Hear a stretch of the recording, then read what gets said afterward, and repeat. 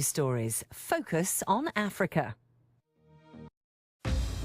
This is Focus on Africa from BBC World News. I'm Sophie Ikenye. Our top stories.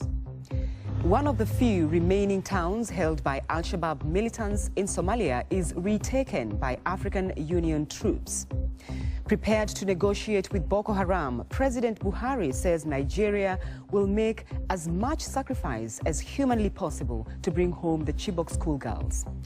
The ICC's prosecutor Fatou Bensouda defends the court's image against criticism from the continent. We cannot forget that most of those cases, in fact, all of them except one, were brought to the ICC by Africans themselves. Also on this program, splitting hairs. How do you wear your hair? It's a divisive debate, but what role does style play in shaping your identity? My hair right now is a combination of a thick afro and curly Indian hair, and I feel beautiful.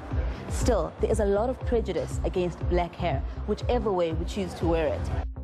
And in sport, the head of the Liberia FA reacts to the BBC exclusive about underage boys from his country being trafficked to play football in Asia.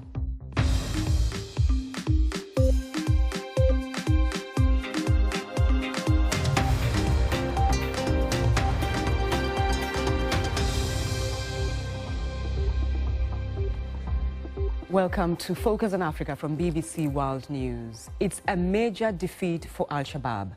Today, African Union forces took back one of the few remaining towns held by the militant group in Somalia. Barder had been under Al-Shabaab control for 7 years. It was a victory tinged with bitterness, though. In the same AMISOM operation, which was launched last Friday, there are reports that dozens of civilians have been killed. BBC Somali's Abdirahman Koronto has this report. The fighting has been heavy in Gedo and Bokol regions. It has given AMISOM a rare victory in Gedo as they captured a key military base, Bardere. We have come as the army from Dolo and Faterdun. We consist of AMISOM and Somali National Army. We did not meet any resistance. There was only small skirmishes. This is not the force that the extremists can resist. This key strategic town is now free from Al-Shabaab for the first time in 7 years and is a big loss for Al-Shabaab as it links several cities near the border of Kenya and Ethiopia. Meanwhile, fighting in Bokol region has led to accusations that AMISOM have killed dozens of civilians. The Ethiopian troops have killed civilians. They killed old people, women, children and business people. Some people were run over with army vehicles. The number of civilians killed is over 50. This hasn't been independently verified, but tensions in the area remain high. And Abdirahman joins me now. This is obviously quite significant, this takeover by the AMISOM forces in Bardere. Yes, it is very significant. Bardere being a very strategic town because it links several towns inside Somalia, plus the borders of Ethiopia and Kenya as well.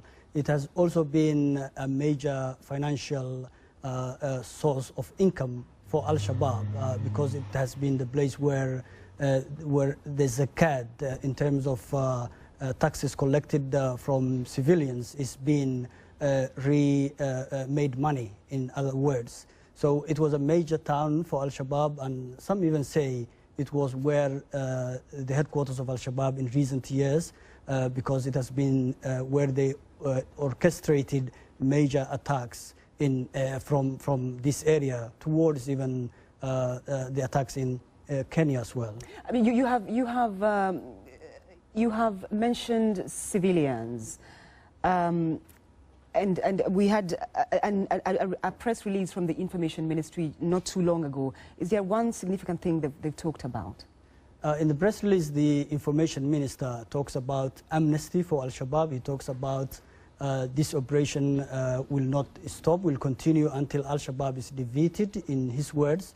And he calls on the humanitarian aid agencies to assist those people expected to run away from those regions. And we know that the area is very large. This operation is being taken part by AMISOM troops coming from different sides, at least from 2 different areas, from the border of Ethiopia and from the border of Kenya. So it's affecting a large population, estimated to be hundreds of thousands, and living in an area estimated to be around 500 kilometers square. Abdirahman, thank you for that update. Thank you.